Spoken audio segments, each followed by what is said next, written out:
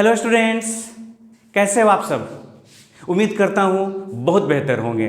और आइए आपको और बेहतर बनाते हैं। और आपको बेहतर बनाने के लिए हमारे पास जो टेक्निक है वो टेक्निक ये है कि आपको बेहतर से बेहतर तरीके से मैं पढ़ाऊँ। तो आज का टॉपिक है हमारे लिए इलेक्ट्रोकेमिकल सीरीज, वैद्युत रासायनिक श्रेणी। तो आप हो जाइए तैयार हमारे साथ कलम और कॉपी लेके।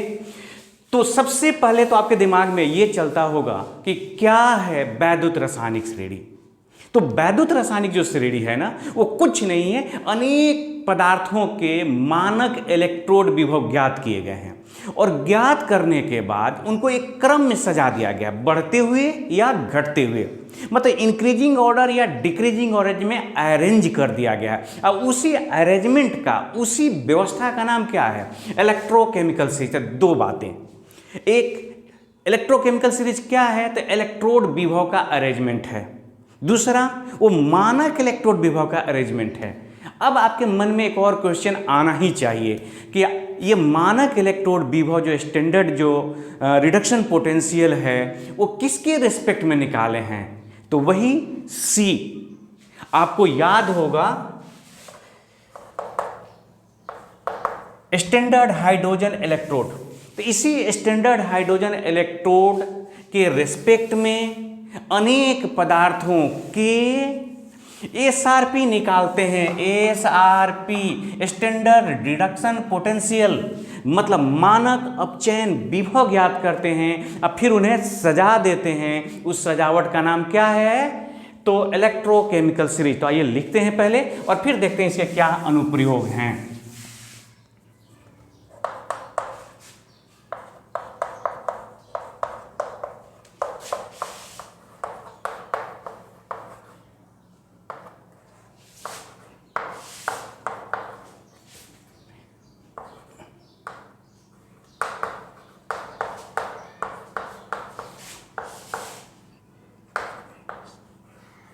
एसआरपी, इसका पूरा नाम हुआ स्टैंडर्ड रिडक्शन पोटेंशियल।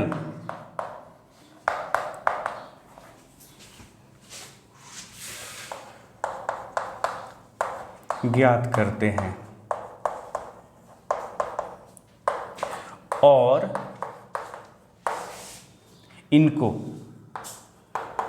इनको माने एसआरपी को,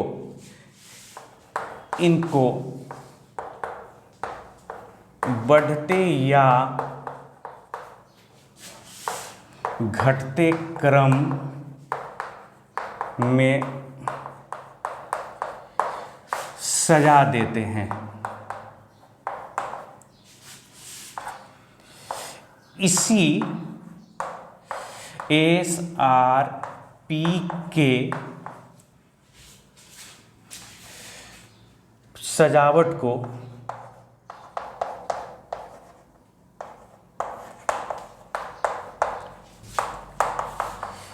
इलेक्ट्रोकेमिकल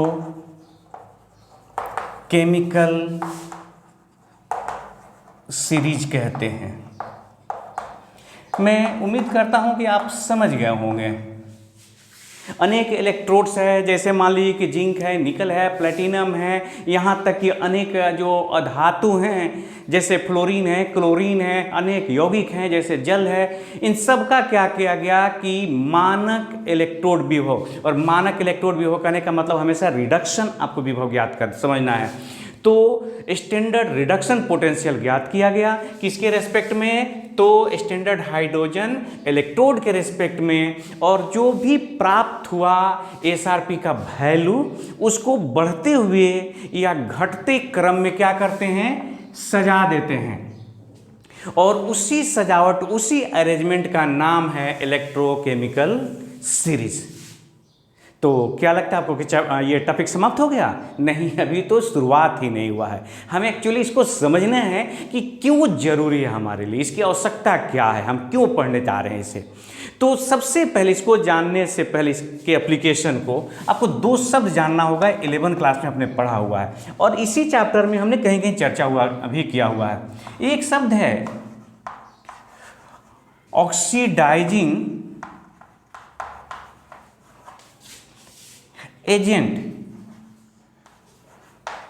OA, हम लोग अक्सर इसके लिए शब्द का प्रयोग करेंगे OA, ऑक्सीडाइजिंग एजेंट। हाँ, इसी को ऑक्सीडेंट भी कहते हैं। और एक दूसरा शब्द है रिड्यूसिंग एजेंट, हम लोग इसको RA कहेंगे, इसी को रिडक्टेंट भी कहते हैं। हमें इस टॉपिक को शुरुआत करने से पहले, मतलब कि इसके अनुप्रयोग को शुरू करने से पहले, इन दो शब्दों के अर्थ समझने बहुत जरूरी हैं कि ये क्या है। तो इसके अर्थ समझने से पहले आप ऐसे सोचिए कि आप अपने दरवाजे पर खड़े हैं, तब तक एक भिखारी आया और आपसे 2-4-5 रुपया के लिए उसने याचना की। आपने क्या किया, उसको अपनी पॉकेट से 5 रुपये निकाला और दे दिया। वो भिखारी चला गया। आपने देखा कि बगल वाले के दरवाजे पर भी गया, नॉक किया, कोई बाहर से निकला, भैया 2-4-5 रुपया दे दो, चिल्लाया, वहाँ पर भी 2-4-5 रुपया किसी ने दे दिया। अब आपके मन में एक सवाल हो सकता है कि ये भिखारी जो है, अगर इसको एक डिफाइंड करना हो किसी बेहतर शब्दों में कि किसे कहते हैं भिखारी, तो आप एक आज के बाद भिखारी का एक नया डेफिनेशन मैं आपको बता रहा हूं, उसे सुनिए और उसी से रिलेट करके आपको ऑक्सीडाइजिंग एजेंट और रिड्यूसिंग एजेंट के डेफिनेशन को तय करिए। देखिए भिखारी क्या कर रहा, आप यहां पे अपने, ये आप हैं अपने दरवाजे पे हैं, आप, एक व्यक्ति आता है जिसको आप भिखारी कह रहे हैं, और ये भिखारी क्या कर रहा है, तो आप उसको कुछ पैसे दे दिया, ये आपसे पैसे लिया। मान लीजिए कि आपने 5 रुपया दे दिया, ₹5। ये है भिखारी। उसके बाद आप जो है खुद को दानी समझने लगे कि आप कौन है भाई, तो आप दानी हैं क्योंकि आपने दान दिया। तो आप ये कह सकते हैं कि जो भिखारी है इसने क्या किया कि आपसे कुछ पैसे लेकर और आपको दानी बना दिया। तो आप एक डेफिनेशन देना चाहते हैं तो कह सकते हैं कि जो भिखारी क्या है, तो दानी बनाने का एजेंट है। वो आपके दरवाजे पे जाता है, 2-4-5 रुपये मांगता है, खुद को भिखारी बनाता है, लेकिन आपको क्या बना देता है, दानी बना देता है। फिर दूसरे दरवाजे पे जाता है, 2-4 रुपये वहाँ से लेता है, वहाँ पर उस दरवाजे पे वो खुद को भिखारी बनाया और सामने वाले को क्या बनाया, दानी बनाया। तो जो भिखारी है वास्तव में वो दानी बनाने का क्या एजेंट है।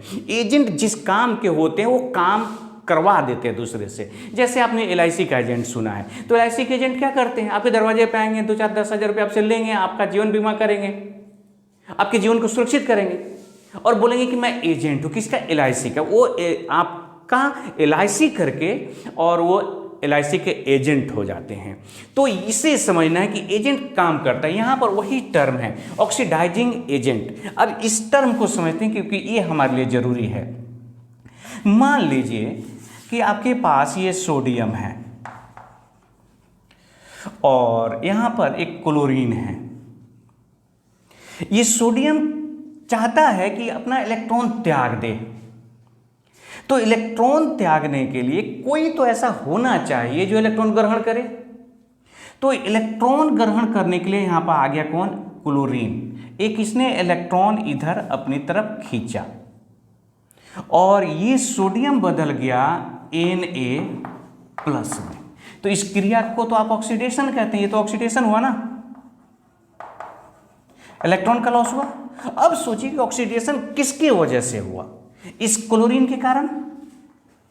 इसी ने वो इलेक्ट्रॉन खींचा हुआ है, खींच करके Cl- हो जाएगा, ये स्वयं इलेक्ट्रॉन खींच लेगा। तो अब देखिए ये यही ऑक्सीडेशन करवाया ना, तो Cl- हो गया ऑक्सीडाइजिंग एजेंट। ये हो गया आपका ऑक्सीडाइजिंग एजेंट।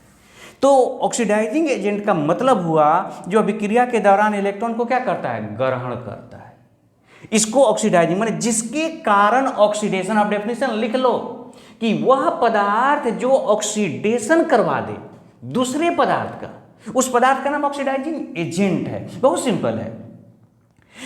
तो यहाँ ध्यान देने वाली बात है कि ऑक्सीडाइजिंग एजेंट क्या कर रहा है कि इलेक्ट्रॉन खींचता है, माने इलेक्ट्रॉन ग्रहण करता है। अब एक शब्द देखो यहाँ रिड्यूसिंग एजेंट के बारे में। मान लीजिए कि यहाँ फ्लोरीन मौजूद है। फ्लोरीन चाहता है कि कहीं से इलेक्ट्रॉन मिल जाए और वो फ्लोरीन माइनस हो जाए। अब यहाँ पर एक सोडियम है और ये अपनी तरफ से इलेक्ट्रॉन इनको दे देता है। तो जब इलेक्ट्रॉन दे दिया तो ये फ्लोरीन क्या हो गया, F माइनस, और आप इसको क्या बोलते हैं कि ये रिडक्शन हो गया, इलेक्ट्रॉन ग्रहण कर लिया इस प्रक्रिया को। तो रिडक्शन करवाया किसने, इस सोडियम है ना, तो ये हो गया आपका रिड्यूसिंग एजेंट। जो रिडक्शन करवा दे वो रिड्यूसिंग एजेंट, जो ऑक्सीडेशन करवा दे ऑक्सीडाइजिंग एजेंट। बहुत केयरफुली शब्द का प्रयोग करना है आपको। तो आप यहां से दो चीजें सीखे, ये तो इलेक्ट्रॉन का त्याग करेगा ना, त्याग करेगा तो ये प्लस हो जाएगा कि रिड्यूसिंग एजेंट इलेक्ट्रॉन त्याग करते हैं और इलेक्ट्रॉन तो जनरली धातु त्याग करते हैं। तो हाँ, आपके दिमाग में एक शब्द आया कि प्रायः धातु Ra होते हैं, रिड्यूसिंग एजेंट होते हैं। ये अधातु था, इलेक्ट्रॉन ग्रहण किया, तो आपने सीखा कि प्रायः अधातु क्या होते हैं, OA होते हैं। हमने फिर सीखा कि जो, पहले इधर देख लेते हैं, जो Ra है वो इलेक्ट्रॉन क्या करता है, ये सोडियम ना Ra है, तो Ra क्या करता है, इलेक्ट्रॉन का त्याग करता है। Ra इलेक्ट्रॉन लॉस करता है, त्याग करता है, लिख देते हैं, त्याग करता है। अब बताइए कि OA क्या करेगा। OA जो ऑक्सीडाइजिंग एजेंट, ये ऑक्सीडाइजिंग एजेंट है ना, तो इलेक्ट्रॉन ग्रहण करता है। OA इलेक्ट्रॉन गेन करता है।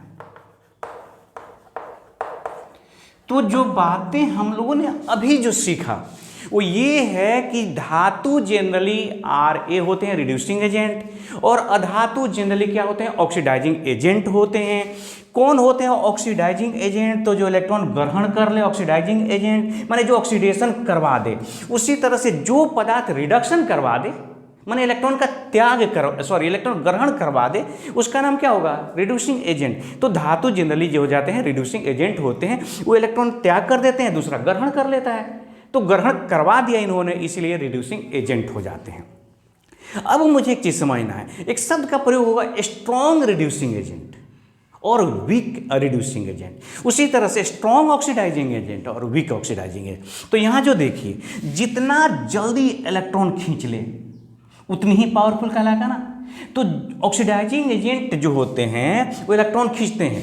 तो जो ऑक्सीडाइजिंग एजेंट जितनी जल्दी, जितनी तीव्रता से इलेक्ट्रॉन खींच लेते हैं, वो उतनी ही पावरफुल ऑक्सीडाइजिंग एजेंट कहलाते हैं। यहां पर मैं एक लाइन लिख देता हूं, जो OA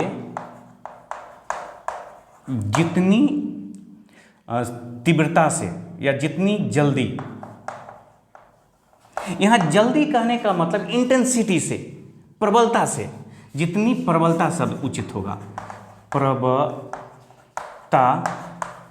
से इलेक्ट्रॉन गेन करते हैं,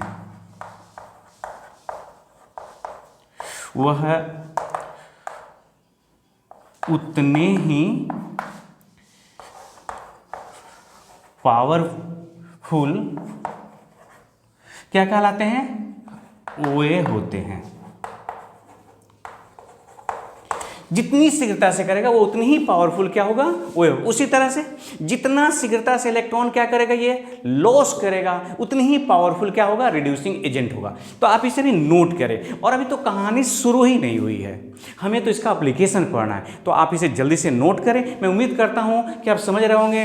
रिड्यूसिंग एजेंट का मतलब ये हुआ जो इलेक्ट्रॉन क्या करेगा, लॉस करेगा, जनरली मेटल रिड्यूसिंग एजेंट होंगे। ऑक्सीडाइजिंग एजेंट जो इलेक्ट्रॉन गेन कर लेंगे अभिक्रिया के दौरान, रिएक्शन के दौरान। और जनरली जो नॉन मेटल क्या होंगे, वो ऑक्सीडाइजिंग एजेंट होंगे। तो आप इसे नोट करें, फिर आगे बात होती है।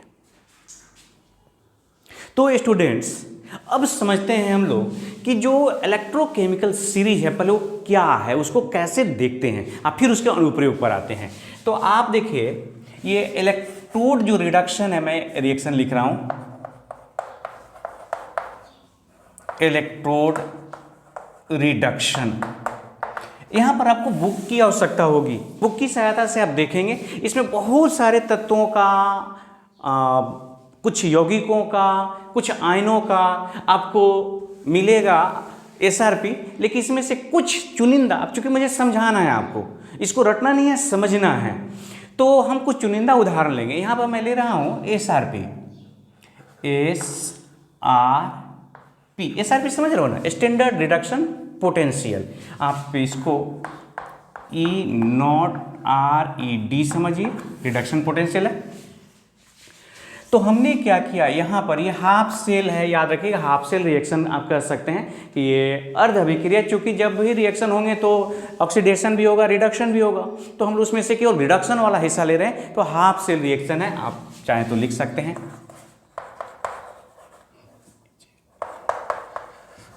हाफ सेल रिएक्शन है, और कहाँ का रिएक्शन है, तो जो एनोड पे अभिक्रिया हो रही है, सॉरी एनोड नहीं, कैथोड पे जो हो रही है, रिडक्शन होता है ना वहाँ। तो यहाँ पर सबसे पहले इस सीरीज में सबसे पहला है Li प्लस। Li प्लस एक इलेक्ट्रॉन एक्सेप्ट करता है और ये बदल जाता है Li में।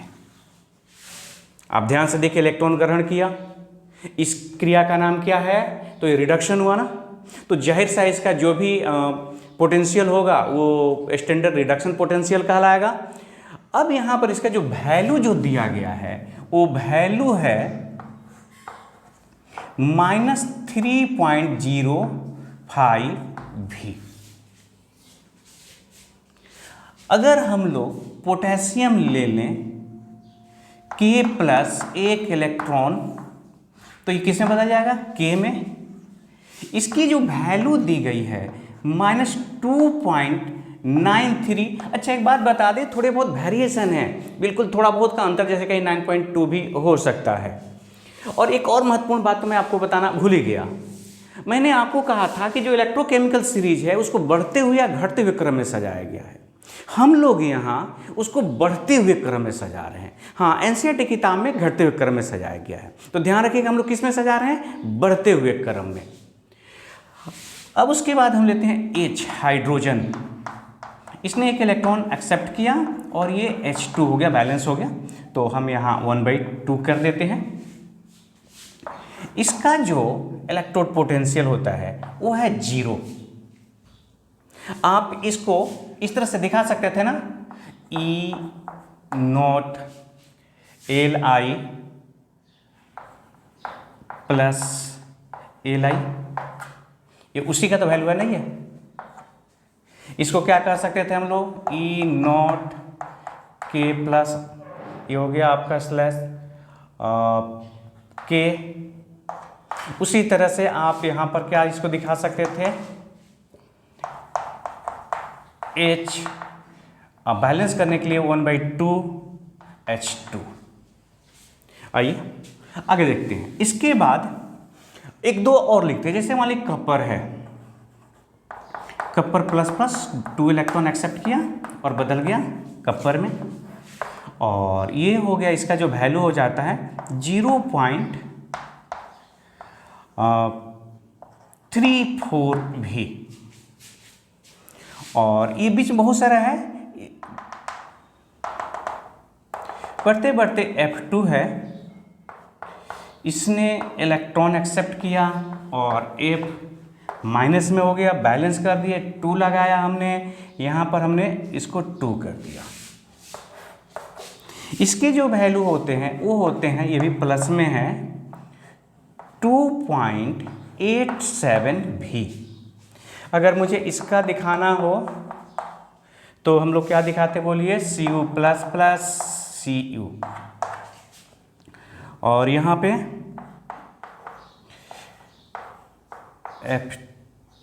F2 2F minus. हाँ, तो अब देखिए ये मैंने अनेक जो SRP दिए गए हैं उसमें से आपको समझाने के लिए कुछ चुनिंदा SRP को हमने लिख दिया। अब इससे मुझे इस सीरीज से कितनी सारी बातों का जानकारी होता। अब आइए बारी बारी से। सबसे पहला पॉइंट हमने सीखा कि हाइड्रोजन का SRP 0 होता है। तो पहला पॉइंट हमने बनाया, यहां पर लिखा हाइड्रोजन का SRP 0 होता है। पॉइंट नंबर 2 देखा हमने कि आप देख पा रहे हैं यहां कि ये जो शुरू हुआ माइनस से, 0 और फिर प्लस, मतलब SRP इस तरह से बढ़ता है। SRP ये है -0 प्लस, ये शुरू हुआ माइनस से और प्लस तक जाता है भाया 0। दूसरी बात जो हम लोग इसमें ऑब्जर्व कर रहे हैं कि जब आप नीचे की तरफ आते हैं, हमने कहा कि आपको मैंने बढ़ते हुए क्रम में सजाया है। तो जब आप ऊपर से जब नीचे की तरफ आते हैं यहाँ, तो आप देखते हैं कि ये जो है नॉन मेटल हो जाता है। तो इसका तो अभी आपने कहा नॉन मेटल ऑक्सीडाइजिंग एजेंट होता है, याद करिए। तो जितना भी आपको एलिमेंट्स कंपाउंड्स ज्ञात हैं उसमें सबसे पावरफुल अगर कोई ऑक्सीडाइजिंग एजेंट है तो वो है फ्लोरीन, क्योंकि ये सबसे बटन पे, टप पर है। बीच में अनेक हैं लेकिन हमने टप और बटन वाली बात लिखा है ताकि हम समझ सकें। तो most powerful oxidising agent is fluorine. तो इधर आप जब आते हैं तो power of OA oxidising agent का पावर बढ़ता है। तो हमने सीखा अगला point,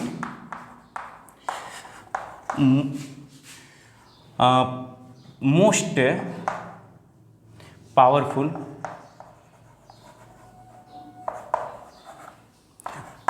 oxidising agent is F2। ये याद रखिएगा, सबसे पावरफुल ऑक्सीडाइजिंग एजेंट कौन है? तो फ्लोरीन है। अब आइए दूसरा, ऊपर से नीचे आते हैं तो क्या बढ़ता है? ऑक्सीडाइजिंग पावर बढ़ता है, माने ऑक्सीडाइजिंग एजेंट का पावर बढ़ता है। सीरीज में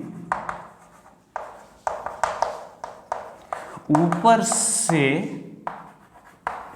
नीचे आने पर OA का पावर बढ़ता है। जैसे जैसे आएंगे ऊपर से नीचे तो OA का पावर बढ़ेगा। अब आइए, अब देखिए जरा यहां पर क्या है। ये तो मेटल हो गया ना, तो आप कह सकते हैं ये हो गया पावर ऑफ RA। बताइए सबसे मोस्ट पावरफुल रिड्यूसिंग एजेंट कौन हुआ? Obviously lithium. लिथियम से पावरफुल ज्यादा कोई भी रिड्यूसिंग एजेंट नहीं है, याद रखिएगा। तो मोस्ट पावरफुल यहां मैं लिख रहा हूं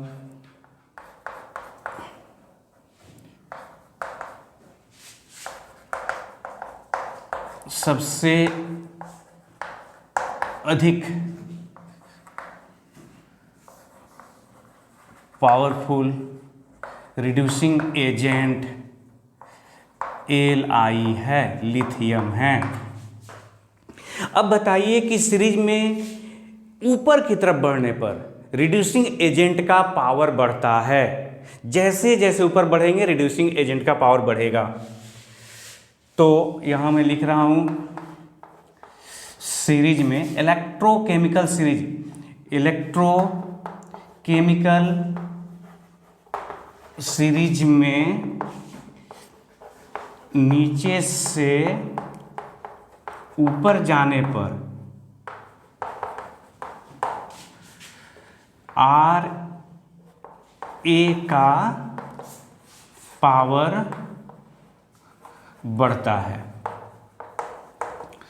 तो हम लोगों ने अभी जो सीखा इसमें कि जब आप नीचे से ऊपर जाएंगे तो आप कहेंगे कि रिड्यूसिंग पावर जो है वो रिड्यूसिंग एजेंट का जो पावर है वो बढ़ रहा है। ऊपर से नीचे आएंगे तो ऑक्सीडाइजिंग एजेंट का पावर बढ़ रहा है और हाइड्रोजन का एसआरपी कितना हो गया? 0।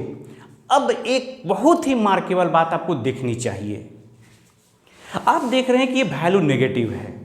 इसका मतलब कि जो रिड्यूसिंग एजेंट हैं और पावरफुल रिड्यूसिंग एजेंट हैं, डिस्टर्बेंस के लिए खेद है स्टूडेंट्स, मैं आपको बता रहा था कि ये जो नेगेटिव वैल्यू है एसआरपी का, स्टैंडर्ड रिडक्शन पोटेंशियल का, वो जितना ज़्यादा होगा उतनी ही पावरफुल रिड्यूसिंग एजेंट होगा और पॉजिटिव वैल्यू जितना ज़्यादा होगा एसआरपी का उतना ही पावरफुल क्या होगा? तो ऑक्सीडाइजिंग एजेंट होगा।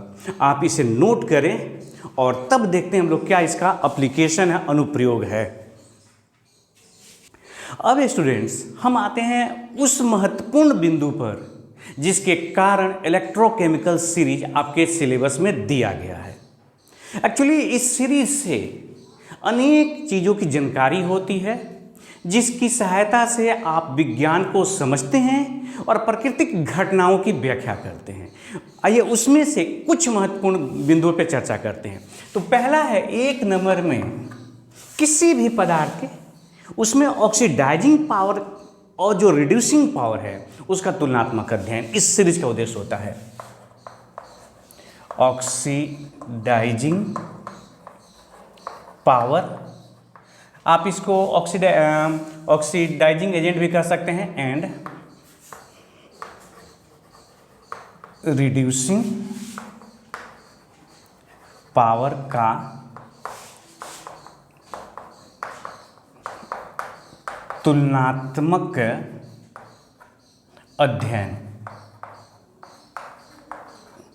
दोनों का जो तुलनात्मक अध्ययन है उसके बारे में बात करते हैं। तो बस छोटा सा चीज़ याद रखिए, ये आपका इस तरह से इलेक्ट्रोकेमिकल सीरीज है। इसमें जो एसआरपी है ये बीच में H2 है और इसके लिए कितना वैल्यू है? 0। नीचे सबसे नीचे है फ्लोरीन और इसके लिए वैल्यू है प्लस में वैल्यू है 2.87 वोल्ट। सबसे टॉप पर है, यहाँ पर है Li प्लस है और इसके लिए वैल्यू है -3.05 वोल्ट। आप कंसेप्ट बनाइए अब यहाँ से। जिस आप इस चीज़ को जानते हैं कि यहाँ से ऊपर जाने पर जो रिड्यूसिंग पावर है बढ़ता है, आर रिड्यूसिंग पावर बढ़ता है और जब यहाँ पर आते आते ये देखिए ये 0 हो गया और जैसे आप यहाँ से इधर बढ़ने लगते हैं तो ऑक्सीडाइजिंग पावर बढ़ता है।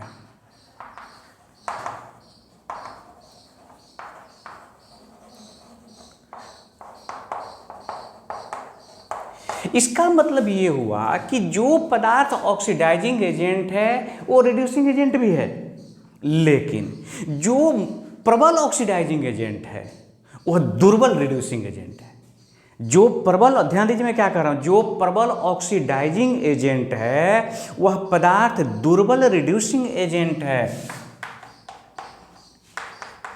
जो पदार्थ प्रबल ऑक्सीडाइजिंग एजेंट है वह पदार्थ दुर्बल रिड्यूसिंग एजेंट है।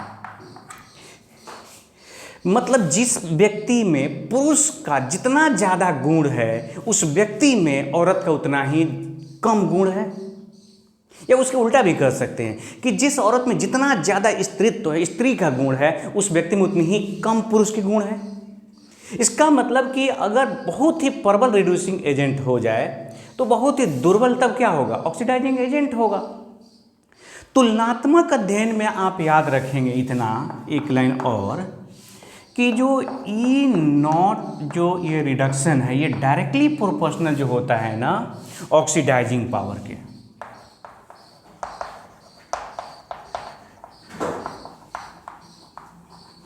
आप इसी को कह सकते हैं आर ई डी माने रिडक्शन, रिडक्शन के लिए ही है 1/,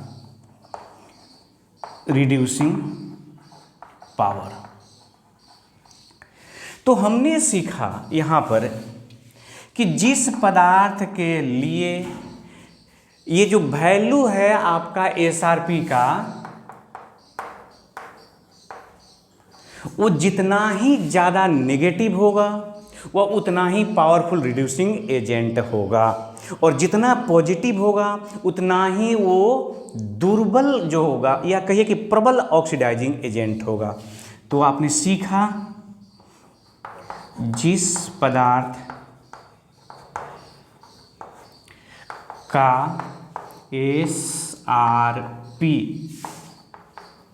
एसआरपी का मान जितना अधिक पॉजिटिव होगा वह, सॉरी जितना अधिक, पहले नेगेटिव लिख देते हैं, नेगेटिव होगा वह उतना ही क्या होगा, प्रबल RA होगा। ठीक इसके उल्टा भी कि जिस पदार्थ का एसआरपी का मान जितना ही पॉजिटिव होगा वह उतना ही, जिस पदार्थ के एसआरपी का मान जितना ही अधिक क्या होगा, पॉजिटिव होगा, वह पदार्थ उतना ही प्रबल क्या होगा, OA होगा। अब आप क्या करते हैं, इसे एक छोटा सा एग्जाम्पल से, एक छोटे से क्वेश्चन से समझते हैं। आप इधर देखिए, क्वेश्चन है ABCD दिया गया है। इनके जो एसआरपी के जो वैल्यू हैं वो मान लीजिए एक लिखा हुआ है यहाँ पर -1.25 वोल्ट, यहाँ लिखा है -1.03 वोल्ट, यहाँ लिखा हुआ है 3.4 वोल्ट, लेकिन ये प्लस में है 0.4 वोल्ट, और यहाँ लिखा है +0.80 वोल्ट।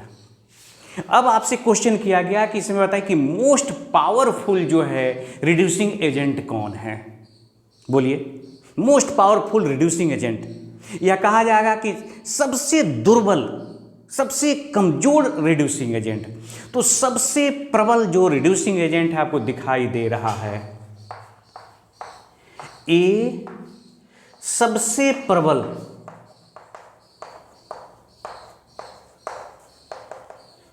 RA है, क्योंकि इसका वैल्यू नेगेटिव में सबसे ज़्यादा है। और अगर मैं कहूं कि D सबसे दुर्बल, D सबसे दुर्बल RA है, D सबसे दुर्बल RA है। अगर कहें कि D जो है तो आप कह सकते हैं D के बारे में कि D सबसे प्रबल OA है। D सबसे प्रबल क्या है, OA है। अगर RA पर क्वेश्चन है और RA का आपको बढ़ता हुआ क्रम अगर आप सजाना था RA का, तो D सबसे दुर्बल था, उसके बाद C, उससे ज़्यादा B, और तब सबसे ज़्यादा ये किसका है, ये क्रम RA का क्रम है, RA। ये तिरक निशान इधर बता रहा है कि ये इंक्रीज कर रहा है। तो इस तरह से ऑब्जेक्टिव सवाल आपसे पूछे जाएंगे, आप इसे नोट करें। फिर इसके दूसरे पॉइंट पे आते हैं। पॉइंट नंबर 2 जो कि हमें इलेक्ट्रोकेमिकल सीरीज से प्राप्त होता है वह है धातुओं के अभिक्रियाशीलता का तुलनात्मक अध्ययन। ध्यान रखिएगा, मैं मेटल की बात कर रहा हूं। धातुओं की अभिक्रियाशीलता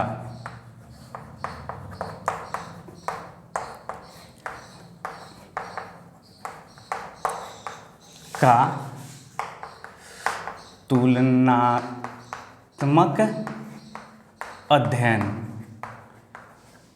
मतलब आप रिलेटिव रिएक्टिविटी जो है ना,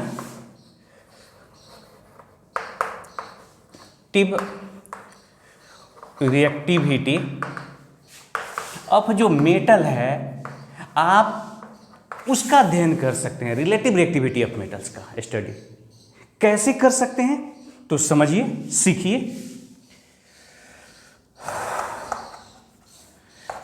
SRP का नेगेटिव मान जितना अधिक होगा, नेगेटिव मान में बोल रहा हूं ध्यान रखिएगा, या कह सकते हैं SRP का मान जितना कम होगा। आप ऐसा समझ रहे हैं? SRP का नेगेटिव मान कहूं या कहूं कि SRP का मान जितना कम होगा, क्योंकि नेगेटिव में जो जितना ही ज़्यादा वैल्यू उसका जो न्यूमेरिकल वैल्यू उतनी कम है ना, तो SRP का मान जितना कम होता है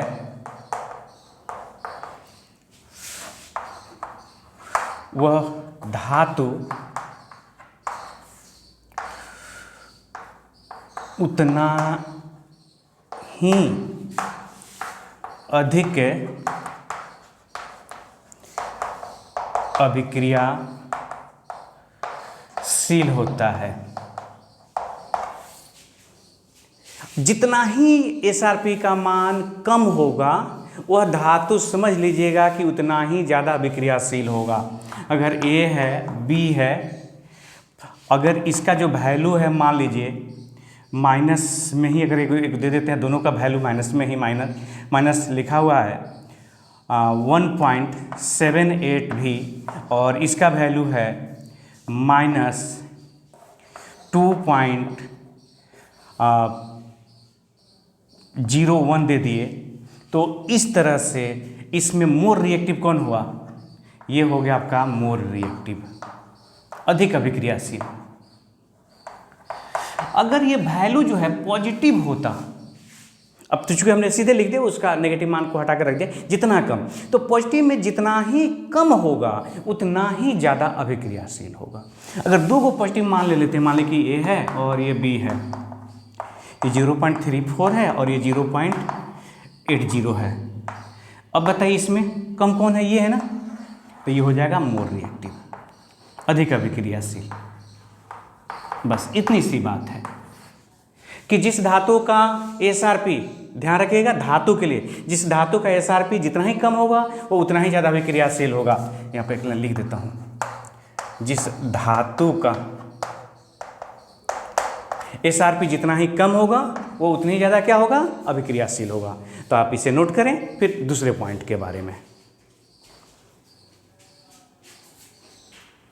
पॉइंट नंबर 3, और ये बहुत महत्वपूर्ण है। आपको कोई एसिड दिया गया है और एसिड की अभिक्रिया आप मेटल से कराना चाहते हैं, उस मेटल से कराना चाहते हैं जिस मेटल से अभिक्रिया करे और वहाँ से हाइड्रोजन गैस उत्पन्न हो। तो कैसे पता चलेगा कि कौन सा वो एलिमेंट है जो एसिड से अभिक्रिया करके हाइड्रोजन गैस उत्पन्न करे? देखिए कितना मार्केबल बात है, आपको इस सीरीज से पता चल जाएगा। तो इसको हम लिखेंगे अम्ल से धातु अभिक्रिया कर H2 गैस उत्पन्न करेगा या नहीं। अम्ल से धातु अभिक्रिया कर H2 गैस उत्पन्न करेगा या नहीं करेगा, इस क्वेश्चन का आंसर जो है आपको मिल जाएगा इलेक्ट्रोकेमिकल सीरीज से। कैसे? तो आप देखिए, इलेक्ट्रोकेमिकल सीरीज में यहाँ हाइड्रोजन है जिसका SRP है 0, इसके ऊपर कुछ एलिमेंट हैं, इसके ऊपर जितने भी एलिमेंट हैं वो सभी एलिमेंट अगर आप एसिड में डाल दीजिएगा तो हाइड्रोजन गैस उत्पन्न करेगा।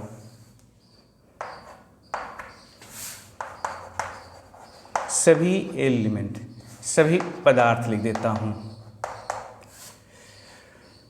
एसिड से अभिक्रिया कर H2 गैस उत्पन्न करेगा और इसके नीचे वाला नहीं करेगा। मतलब सीधे लिखता हूं H2 गैस उत्पन्न नहीं करेगा। अच्छा, इसका मतलब आपने समझा? इसको लैंग्वेज में लिख सकते थे कि इलेक्ट्रोकेमिकल सीरीज में हाइड्रोजन के ऊपर जितने भी हैं, और याद रखिएगा ऊपर नीचे मेरे कहने का मतलब मैंने बढ़ते हुए क्रम में इलेक्ट्रोकेमिकल सीरीज लिखा है, तो इसके ऊपर जितने हाइड्रोजन के ऊपर जितने भी एलिमेंट हैं उसमें से सभी एलिमेंट एसिड से अभिक्रिया करेगा और उत्पन्न कर देगा आपको हाइड्रोजन गैस, और नीचे वाला नहीं करेगा। उदाहरण के तौर पे अगर यहाँ H2 है तो आप देखेंगे कि इधर एक Fe है, आप ऊपर देख सकते हैं कि Zn है, नीचे जो है कॉपर है। तो अब देखिए ज़रा, समझने की कोशिश करते हैं हम लोग, इसका क्या मतलब है।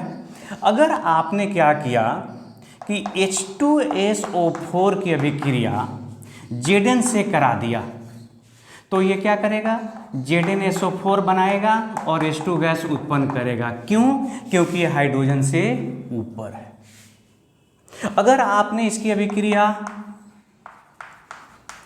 Fe से करा दिया तो भी ये करेगा FeSO4 प्लस H2 गैस। अब आपको यहाँ पर एक सवाल आपके दिमाग में आ रहा होगा कि ये आपको सीरीज पता रहे तब तो, हाँ ये आपको याद रखना होगा सीरीज में कि कौन जो है हाइड्रोजन के ऊपर है और कौन से जो उसमें इलेक्ट्रोड हैं हाइड्रोजन के नीचे रखे गए हैं। अब बताइए कि क्या हम लोग अगर H2SO4, क्वेश्चन आएगा कि क्या होगा यदि H2SO4 के सोल्यूशन में कॉपर को डाल दें। बोलिए क्या होगा? No H2 gas, no H2 gas. ये आप कह सकते हैं कि ये रिएक्शन ही नहीं करेगा, उससे ये हाइड्रोजन गैस उत्पन्न नहीं कर सकता है। तो आप इसे नोट करें और फिर अगला पॉइंट, चौथा पॉइंट नोट करो स्टूडेंट्स, धातु विस्थापन का आकलन, मेटल डिस्प्लेसमेंट प्रिडिक्शन। धातु विस्थापन का अनुमान।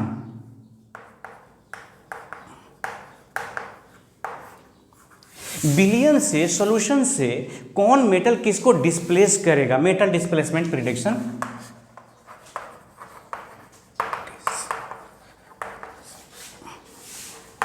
इसके बारे में आप अनुमान लगा सकते हैं। कैसे? यहां रूल क्या कहता है, ध्यान दीजिएगा। इलेक्ट्रोकेमिकल सीरीज में बहुत महत्वपूर्ण बात लिखने जा रहा हूं। जो तत्व ऊपर है वह नीचे वाले से ज्यादा अभिक्रियाशील है। ध्यान रखिएगा, ऊपर वाला ज्यादा अभिक्रियाशील है किसके रेस्पेक्ट में? नीचे वाले। और इसीलिए ऊपर वाला तत्व नीचे वाले को उसके सॉल्यूशन से हटा देता है। इलेक्ट्रोकेमिकल सीरीज में ऊपर वाला तत्व नीचे वाले तत्वों को उसके लवण से विस्थापित कर देता है, डिस्प्लेस कर देता है। अब देखिए, ऊपर वाला नीचे वाले को हटा देगा। वैसे याद है आपको, ऊपर वाले तो हम जब चाहे जिसको चाहे हटा दे। फिलहाल हम लोग ऊपर वाला इलेक्ट्रोकेमिकल सीरीज की बात कर रहे हैं, बहुत ऊपर वाले की बात नहीं सोचना है। अब यहाँ एक बात फिर से मैं आपसे कहूँगा कि आपको इलेक्ट्रोकेमिकल सीरीज याद रखना होगा। जैसे यहाँ पर H2 है, मान लीजिए यहाँ Fe है, उसके ऊपर Zn है, अगर नीचे चले आइए तो Ag है, इस तरह से। तो यदि आपको पहले कॉपर लेते हैं, उसके नीचे Ag है, Pt है, इस तरह से। अगर आपको दिया जाए CuSO4 और इसमें डाल दिया जाए Zn, तो देखिए ये ऊपर है ना, तो ऊपर वाला पावरफुल हुआ, ज़्यादा क्या हुआ, रिएक्टिव, मोर रिएक्टिव। तो जब ज़्यादा अभिक्रियाशील हुआ तो जो ज़्यादा अभिक्रियाशील होगा वो क्या करेगा, कम अभिक्रियाशील को हटा देगा। अरे भाई, कोई मूर्ख आदमी किसी अगर बैठा हुआ किसी सत्ता में, आप तेज तराक हैं, उसको डिस्प्लेस करेंगे, आप उसकी जगह पर जगह लेंगे। तो जो ज़्यादा अभिक्रियाशील है वो क्या करेगा, कम वाले को उसके जगह से हटा देगा कि तुम जा उधर। तो ये अभिक्रिया हो जाएगी ZnSO4 प्लस Cu। अगर आपको मान लीजिए कि इसी को अगर हमें CuSO4 प्लस अगर Fe रहता, तो Fe भी अगर CuSO कपर से ऊपर है तो ये भी बना देगा FeSO4 प्लस Cu।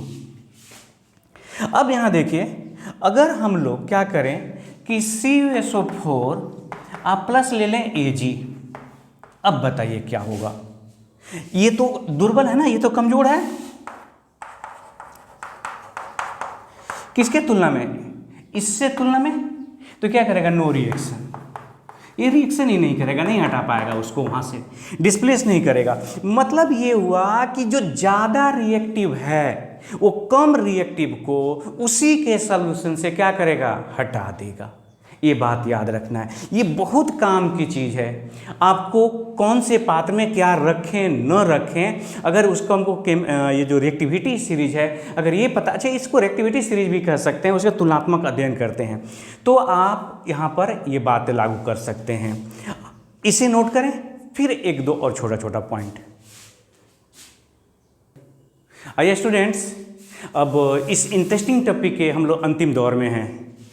देखिए, कौन से इलेक्ट्रोड से एनोड और कौन से इलेक्ट्रोड से कैथोड बनाया जाए, यह सीरीज आपको समझाता। आप सोच रहे हैं कितना जानकारी देता है, इसलिए मैंने शुरू में ही कहा था आप इसको पढ़ेंगे, बार बार पढ़ेंगे, इसका निचोड़ निकालिए, आपको बहुत मजा आएगा, बहुत ही रस है इसमें। तो देखिए, इसका एक छोटा सा इसके बारे में एक लाइन में बोलूँगा। देखिए, ई रिडक्शन, जिस इलेक्ट्रोड का जो ये रिडक्शन पोटेंशियल है अधिक है उससे बनेगा कैथोड, और जिसका रिडक्शन पोटेंशियल कम है उससे बनेगा एनोड। अगर आप ऐसा करते हैं तो बिल्कुल आपका जो इलेक्ट्रोकेमिकल सीरीज बनाइएगा, इलेक्ट्रोकेमिकल जो सेल बनाइएगा वो सही होगा। मतलब आप कह सकते हैं कि जिस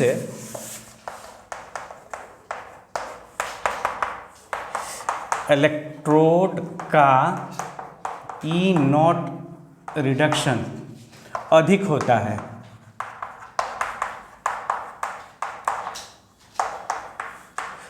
उससे क्या बनाइएगा, बोलिए, कैथोड, एवं जिससे इलेक्ट्रोड का ई नॉट रिडक्शन कम होता है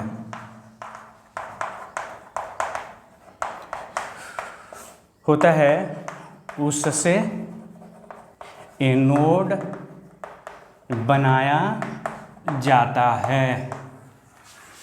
याद रखना है कि अगर ई रिडक्शन का मान अधिक तो वो बनाएगा एनोड, और कम वाला क्या बना लेगा, जो अधिक है वो कैथोड और कम वाला क्या बनेगा, एनोड। एक और भी मैंने यहाँ पर टॉपिक दे रखा है, दिया गया जो सेल निरूपण है कहीं दिया गया वो सही है गलत है कैसे पता चले, तो कुछ नहीं, ई नॉट सेल निकाल लीजिए। अगर ई नॉट सेल का मान पॉजिटिव आया तो समझ लीजिएगा कि सही है, नेगेटिव आया तो गलत है। तो इसके आंसर में याद रखेंगे, यदि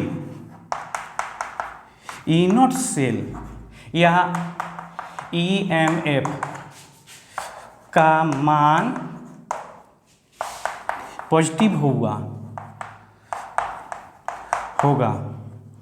तो सेल निरूपण